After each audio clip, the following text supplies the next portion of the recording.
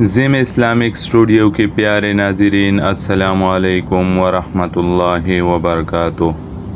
آپ صلی اللہ علیہ وآلہ وسلم نے ایک مرتبہ ایک نماز پڑھی، پھر فرمایا کہ میرے سامنے ایک شیطان آ گیا اور کوشش کرنے لگا کہ میری نماز توڑ دے، لیکن اللہ تعالیٰ نے اس کو میرے قابو میں کر دیا۔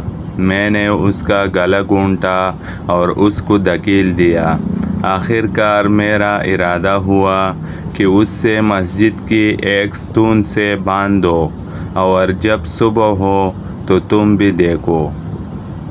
لیکن مجھے سلیمان علیہ السلام کی دعا یاد آ گئی، اے اللہ، مجھے ایسی سلطنت عطا کیجیے جو میرے بعد کسی اور کو نہ ملے۔ اس لیے میں نے اس سے چھوڑ دیا، اور اللہ تعالیٰ نے اسے ذلت کے ساتھ بھگا دیا۔ حدیث کو سننے اور پڑھنے کے بعد دوسروں تک پہنچانا صدقہ جاریہ ہے۔